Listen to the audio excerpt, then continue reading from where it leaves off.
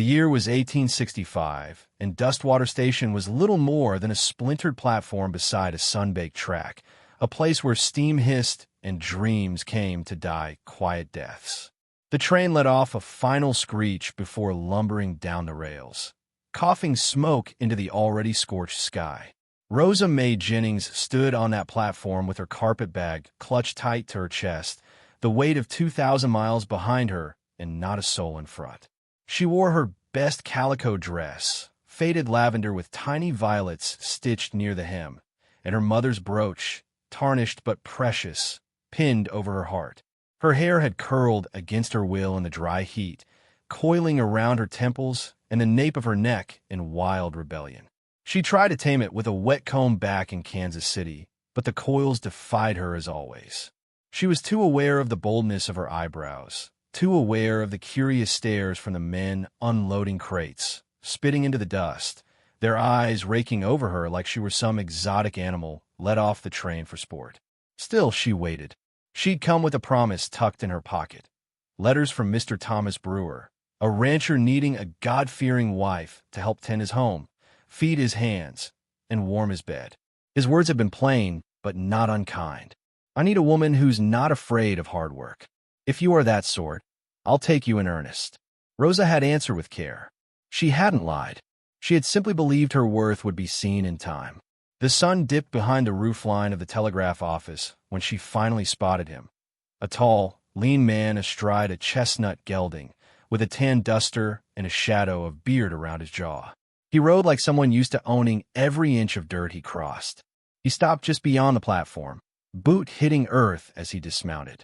His eyes swept over her, slow and sharp, like a man sizing up a mule at market. He didn't speak at first, just stared. Rosa stepped forward, summoning a smile that felt brittle on her lips. "Mr. Brewer, I believe. I'm Rosa May Jennings." His brows twitched. He looked her over again. Curly hair, strong cheekbones, dark lashes, and those eyebrows that had earned her cruel whispers from church ladies back home. "You're her," he said, voice flat. "I am, sir," she replied, trying to hold herself with grace. "From Kansas City. I wrote. I know who you said you were." He took off his hat, ran a hand through damp hair. "But I didn't expect," he trailed off. "Didn't expect what?" He squinted, not at the sun but at her face. "You look different than I imagined." Her smile faltered. "I sent my daguerreotype." He gave a scoffing chuckle. "That grainy little thing? All I saw was shadows and a bonnet. Could have been anybody." His eyes settled on her curls. "You didn't mention all that hair. Or them brows. You look wild." Her stomach dropped. "I didn't think my hair mattered. Or my brows." "It does," he said, cold as iron. "I asked for plain. God-fearing. A woman who'd know her place and not draw attention. You look like someone who stirs up trouble without trying." Rosa could feel the heat rising in her chest, not from the sun but from shame. A couple of freight men had paused in their work to watch the scene, grinning like they'd paid admission. "I came all this way," she said, her voice cracking. "I sold everything. My father's pocket watch, my mother's quilt, just to make it here. That's your mistake, not mine. You promised me. I promised a wife who matched my expectations. You don't." The slap wasn't physical, but it may as well have been. He turned from her like she was nothing, less than nothing, and mounted his horse again. She heard the creak of leather, the jingle of stirrups, then his voice, loud enough for everyone to hear. "I'd rather be alone than shackled to a woman who can't even tame her own head." Laughter echoed across the platform. She stood frozen, carpet bag still in hand, heart pounding so loud she could barely breathe. The train had long gone. No whistle, no tracks back, just Rosa and the dust and the eyes. A kind-faced woman stepped out of the depot office, pitying glance already loaded. "You poor dear," she said. "Men are fools, ain't they?" Rosa nodded stiffly, but the pity stung worse than the insult. "You can sleep in the back room tonight," the woman offered. "We've a cot and a wash basin. Not much else." Rosa thanked her with the barest nod and followed her inside. The room was small, dark, and smelled of mold and old tobacco. She sat on the cot, set her bag at her feet, and wept quietly into her hands. No one came. No one offered tea or comfort. She was a rejected bride, and that was worse than being a widow out here. That night, she heard the postmaster's wife talking in the next room. Seen that girl they brought in? Hair like a tangle of snakes. No wonder Brewer turned her away. Should have known, came the reply. These city girls send glamour pictures and think frontier men are too stupid to see through 'em. Won't last a week on her own. Rosa bit her lip till it bled. She made no sound, just lay there with her eyes wide open, her pride shriveling in the dark. The next morning, she left before the sun rose, took her bag and the hard crust of bread the depot lady had left her, walked out with dust on her boots and steel in her spine. She had no plan, but she'd be damned before she let them see her beg. The town was waking slow, doors creaking open, dogs barking, smoke curling from chimney stacks. She walked past the livery, the saloon, the general store. Men stared. A few women whispered. She stopped at the church steps, stared up at the whitewashed steeple. God, she murmured, if you've got anything left for me, you'd best show me soon. She didn't expect an answer. She certainly didn't expect what came next. Two men stepped out from behind the church. They smelled of whiskey and sweat, both unshaven and sneering. One leaned on a rusted shotgun. You the one Brewer sent packing? The taller one asked. She said nothing. Pretty thing, the other one said, licking his teeth. Wouldn't mind taking you off his hands. She turned to go, but they followed. Ah, don't be like that, the tall one said. You ain't got nowhere to go, girl. And we ain't half bad. I'd rather sleep in a ditch, she snapped. Don't tempt us, the short one said. We might make you prove it. Rosa didn't wait for more. She bolted, skirts flying, boots pounding the hardpan road. She heard laughter behind her, but no pursuit. Not this time. She didn't stop running until the houses turned to hills, and the hills to scrub, and the scrub to open land. She found herself beneath a cottonwood tree, gasping, trembling. She should have stayed and fought. Or maybe she should have gone back east. But no, there was nothing back there. No father, no money, no future. She'd burned that bridge with hope. The sun climbed high. She followed the tree line west. No map, no compass, only instinct and stubborn pride. By mid-afternoon, her legs ached and her mouth felt like sand. She drank from a creek with cupped hands and kept walking. Coyotes yipped in the distance. A hawk circled overhead. At dusk, her feet bled through her stockings. She found an abandoned wagon half buried in weeds and collapsed beside it. That night, the wind howled through the brush. Cold seeped in her bones. She wrapped her shawl tight and tried to sleep, but sleep wouldn't come. Only the memory of Thomas Brewer's sneer and the echo of laughter from the platform. You're not what I ordered. The words gnawed at her like rats. She woke before dawn, stiff and aching. Her stomach twisted with hunger. She picked a handful of wild berries she barely recognized and prayed they wouldn't kill her. By the second day, her lips were cracked, her vision blurred. She stumbled over a root and fell, twisting her ankle. The pain sent stars bursting behind her eyes. She screamed, but no one answered. She lay there in the dust, staring at the sky. Clouds gathered low and gray. Her breath came in ragged sobs. She thought of her mother's hands, braiding her hair, telling her she was beautiful, no matter what the church lady said. Then she thought of Brewer, and how quickly one man's scorn could undo a lifetime of belief. She forced herself up, limping, leaning on a branch for support. A river murmured in the distance. She followed it, step by agonizing step. The banks were muddy, the water fast and cold. She dipped her hands in and drank, then filled a kerchief to soak her ankle. She didn't hear the growl until it was too late. A bear, large, brown, and hulking. It had come for water, too, and now, there she was between it and the stream. She froze. It didn't. The roar split the air. Rosa backed away, heart in her throat. She raised her arms, tried to look big like the books had said. The bear lunged. A shrill whistle cut through the trees. Then a twang. An arrow flew, swift and silent, and struck the bear's shoulder. The beast reared back, roaring. Another arrow hit, deep in its side. The bear turned and lumbered off, growling into the brush. Rosa collapsed to her knees, shaking. Footsteps approached, slow and deliberate. A man stepped from the trees, tall, broad-shouldered, his face painted in quiet earth tones, long black hair tied back, bow in hand. He looked at her, eyes steady and unreadable. Not a word passed his lips. Rosa could only stare, breathless and wide-eyed. Not until he knelt beside her, pressed a water skin into her hands, and gestured toward the fire pit he'd left burning did she realize he wasn't there to harm her. He'd saved her, and for the first time in days, she wept without shame.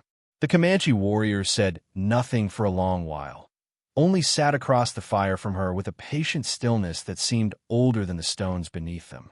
The fire crackled low between them, its warmth welcome after the chill of dusk. Rosa clutched the water skin he'd given her, fingers trembling around it, and studied the man who had saved her life. He was unlike anyone she had ever seen.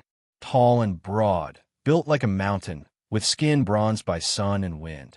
His cheekbones were sharp, his nose proud, and his dark eyes watched her with a gaze neither cruel nor soft, just unflinching, like the earth itself.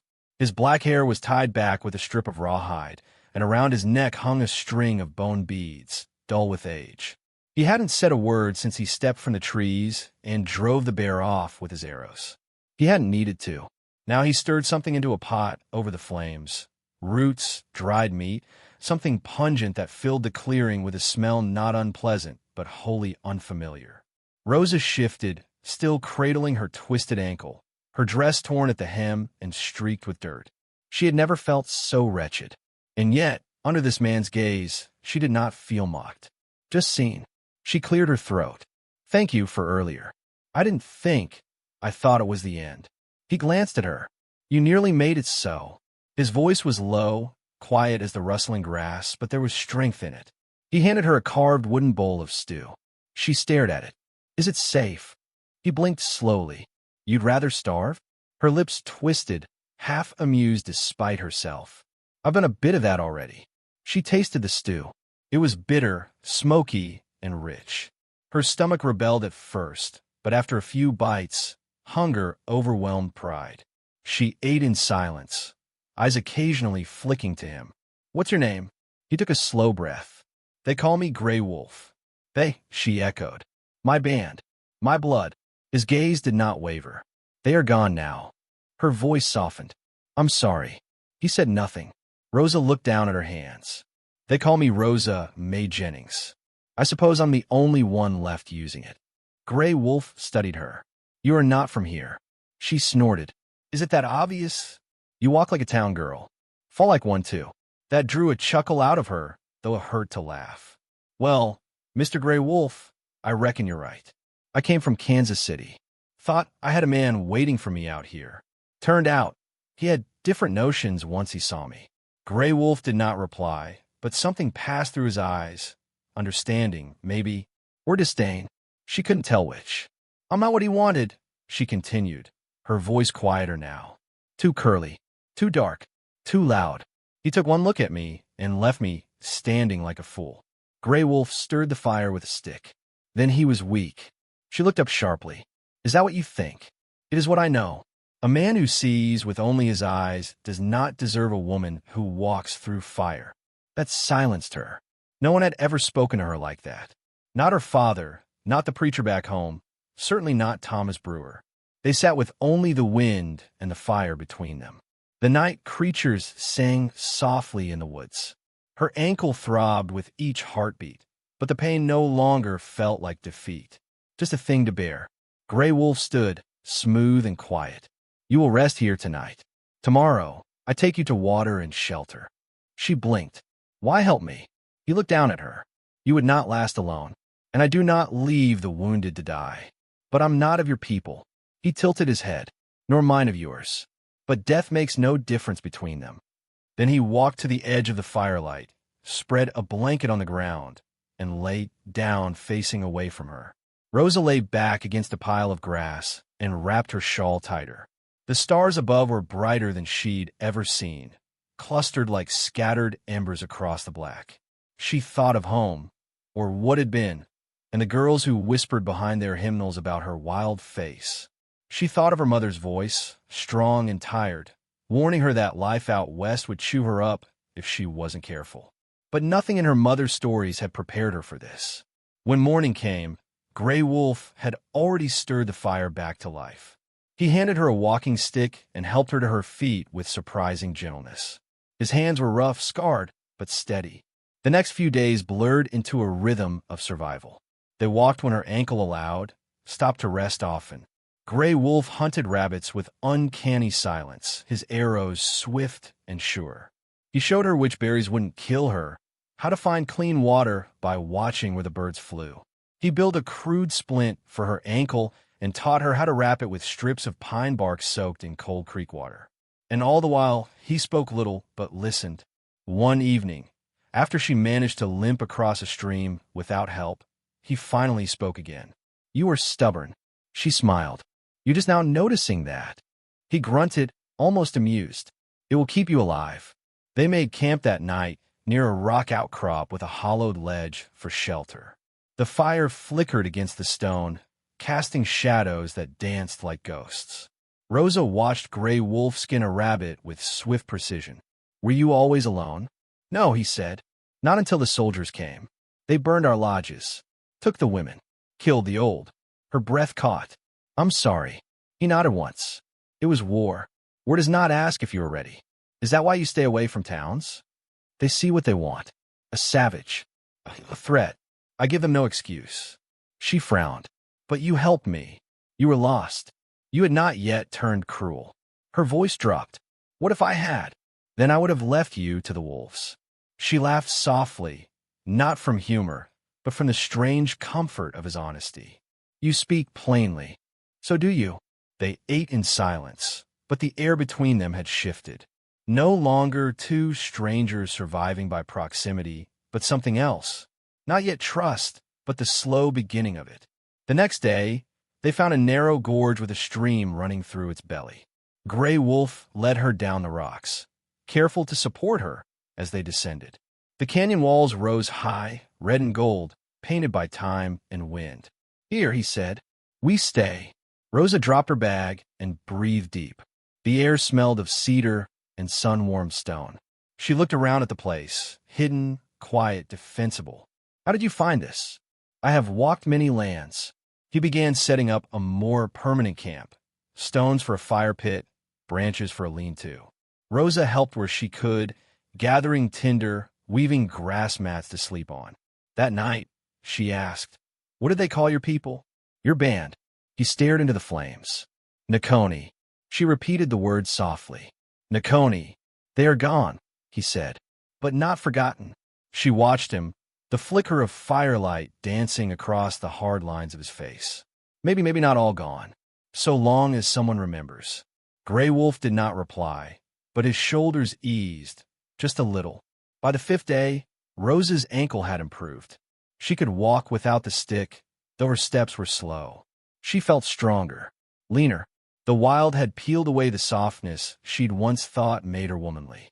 What remained was muscle, grit, and something fierce she had never named. One morning, as she washed her hands in the creek, she caught her reflection in the water. Her hair was a mess of curls, wind-tangled and wild. Her brows arched dark and defiant over eyes no longer pleading, but sharp with awareness. She saw dirt on her cheeks, a small scar from a bramble cut near her ear. She did not look like the woman Brewer had rejected. She looked better. When she returned to camp, Gray Wolf was shaping arrowheads with quiet focus. She knelt beside him. "Do you think I can make it?" she asked. He looked at her. "Make what?" "A life. Out here." He considered the question. "That depends. What do you believe you are worth?" She swallowed. "I used to think my worth was in being what a man wanted. A soft voice, a tidy face, a modest girl. And now, I think my worth is surviving that bear." That earned her the faintest smile from him. It was gone in a breath, but she'd seen it. That night, just as the stars bloomed overhead, a distant sound broke the peace. Hoofbeats. Fast. Purposeful.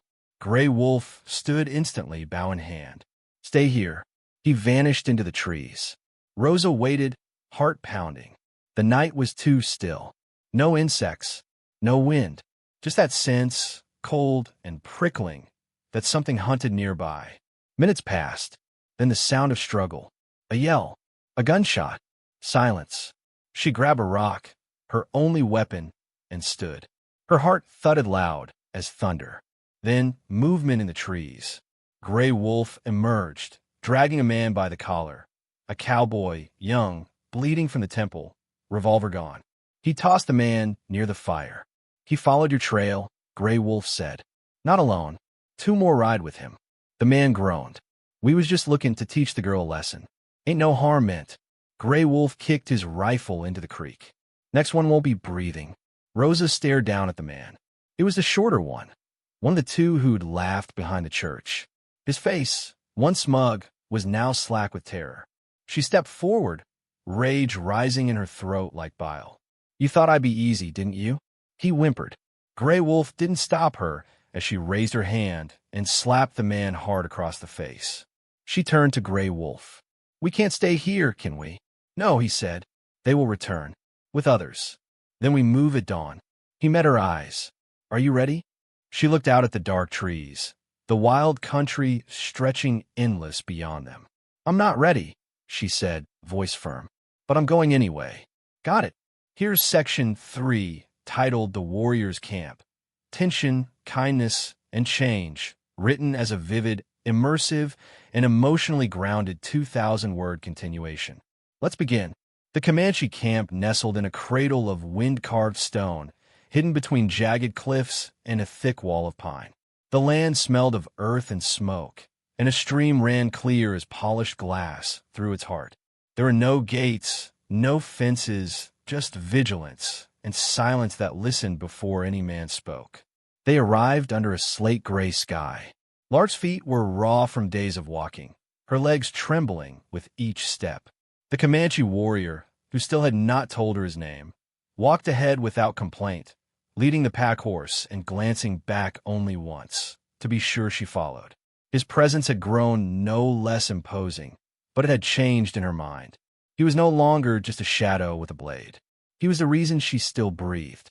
The people emerged like mist, women with sharp eyes, children who stopped their play to stare, older men leaning on spears or staves. Their gaze fell heavy on her, the stranger with pale skin and unruly hair, wrapped in borrowed buckskin and walking beside one of their own. She stood taller, despite the heat in her cheeks. Let them see her. Let them wonder. She'd been shamed in a white man's town, but here she would not flinch. Still, her heartbeat skittered like a rabbit in brush. He led her to a lodge near the edge of the encampment, where a canvas stretched taut over bent poles, painted with ochre shapes of horses and lightning. A woman waited there, tall, with narrow shoulders and a strong chin. Her dark braids hung to her waist. Her eyes swept over Lark, then returned to the man. "No white woman has come here since the sickness," the woman said in Comanche, though Lark could not yet understand the words. The tone was unmistakable. The man replied evenly, glancing at Lark. "She would have died otherwise." The woman answered with a scoff and entered the lodge without another word. He turned to Lark. "This is my sister, Muna. She will give you a place to sleep." She nodded, uncertain. "And you?" "I will not be far." She stepped inside. The lodge was warm and dim, the scent of herbs hanging in the air. A small fire crackled at the center. Muna did not speak. She handed Lark a blanket made of thick hide and pointed to a space near the fire. Lark sat, drawing the warmth around her bones. Later, a bowl was thrust into her hands, stew of some kind, the meat unfamiliar, but seasoned with something wild and bitter. She ate it all. Hunger had burned away her pride. The camp was not what she expected. There were no shouts, no chaos. Everything moved with quiet rhythm. Women tending fires, children running swift as deer, men sharpening weapons or riding out with hunting parties. Yet she always felt the eyes, watching, weighing. He came at dusk each day, speaking little. He brought roots, berries, sometimes strips of dried meat. And when she asked, he told her things, how the stars told time, how a hawk's cry could mean strangers were near, how the trees leaned when storms were coming. His voice was deep, but never harsh. "I still don't know your name," she said one evening, her fingers numb from weaving thin strips of rawhide the way Muna had shown her.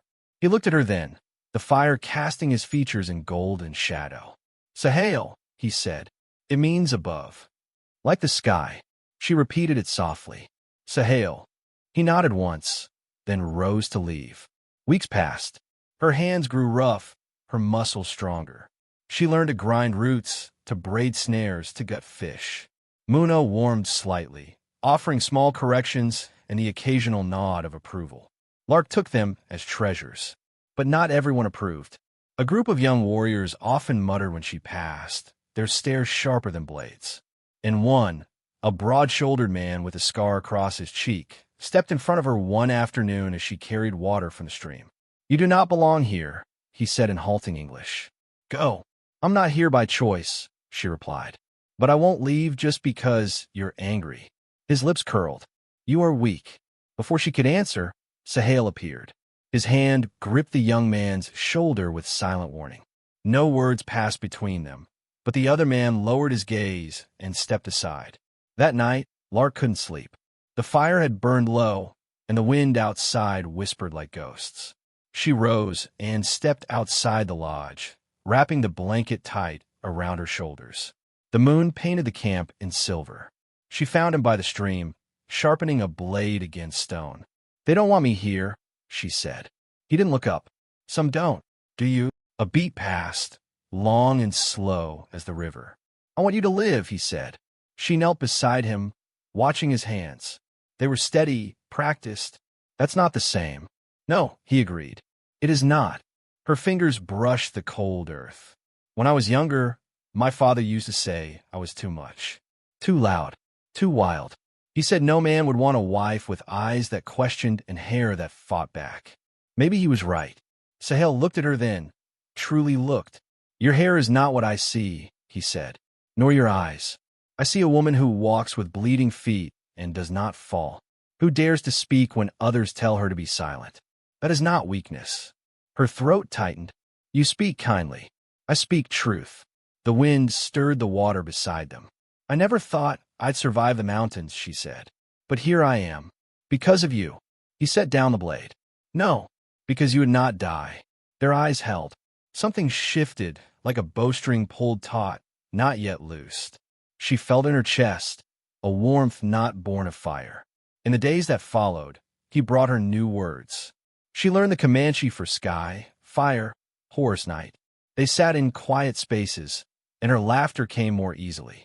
Once, he handed her a woven band of dyed leather. For your hair, he said. She took it carefully, fingers trembling. It's beautiful. He watched her tie it back, his gaze lingering. Later that week, trouble rode in with the dusk.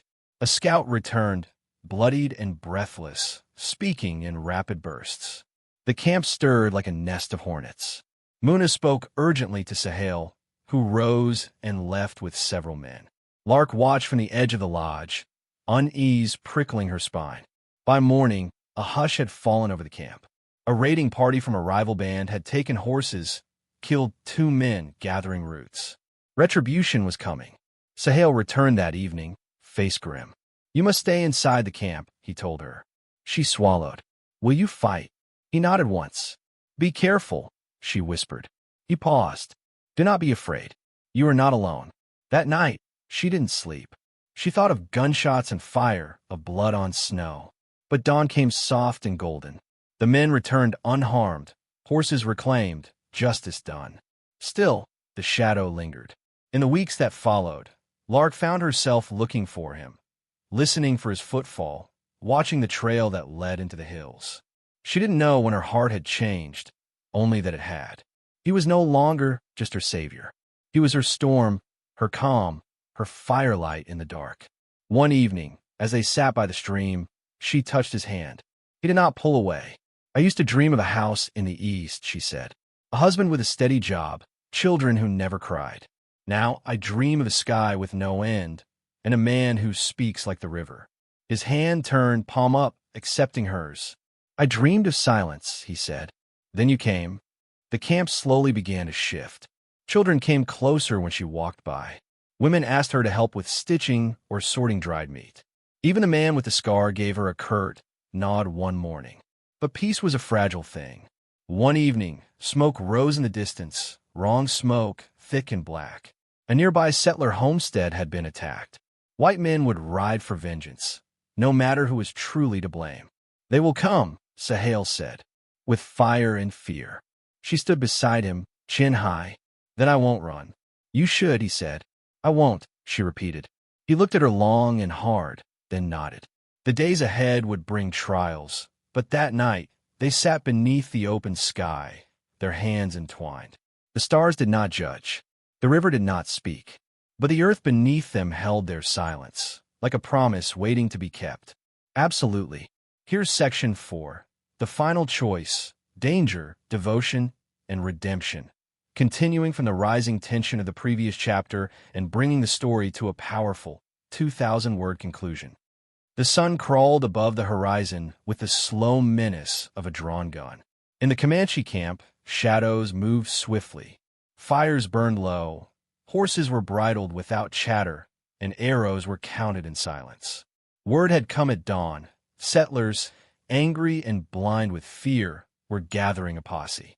20 men, maybe more, armed with rifles and rage. They would not stop to ask which band had done the killing. They would ride with the intent to burn every lodge and bury every Comanche, woman or child. Sahel stood beside his horse, buckling a strap tight across the saddle. His war paint was a dark smear across his jawline, his eyes steady but stormed with thought. Lark watched from the doorway of Muna's lodge, heart clawing against her ribs. The wind carried dust and the faint scent of blood yet to be spilled. "Let me come," she said, stepping forward. Sahel didn't turn. "No, I can help. I can shoot. I can. You will stay here." His voice was hard. "They are not after you." She stepped closer. "But they will kill me all the same." Now he looked at her. "Then hide. Run. You know the stream, the trees beyond it. You know how to survive. I know how to fight." Her voice cracked. "And I won't run. Not from this." He stared at her a long moment. Something passed between them. Something unspoken but deeply understood. Fear did not make her small. It made her fierce. Still, he shook his head. "If they see you beside us," he said, "they'll shoot first." Lark clenched her fists. "They'll shoot anyway." She watched him mount up and ride out with the other warriors, their hooves churning up the morning earth. A slow, seeping dread coiled in her chest. She wasn't just afraid of what might happen. She was afraid of what wouldn't, of the chance that he wouldn't return. Muna stood beside her then, hands folded. "You love him." The words hit like a blade, blunt, undeniable. Lark didn't answer. She didn't have to. "Then you will fight in your own way," Muna said. By midday, Lark had gathered the few things she'd come to rely on: a bone-handled knife, the leather hair tie Sahel had given her, a small pouch of herbs. She tied her curls back, smudged ash on her cheeks, and tucked her fear deep beneath her ribs. Smoke began rising to the south. The settlers had begun their march. From the ridge above the camp, Lark saw it all unfold. Dust columns, riders in blue and brown, rifles flashing under the sun. At their front, a man in a broad-brimmed hat yelled commands. Lark's throat turned dry, recognition stabbing her like ice. It was Joshua Penfield, the man who'd rejected her, the one who'd laughed at her pain. He led the men now, spurring his horse like a preacher riding to purge the wicked. Her stomach churned. Sahel and his warriors lay in wait beyond the ridge, bows strung, rifles ready.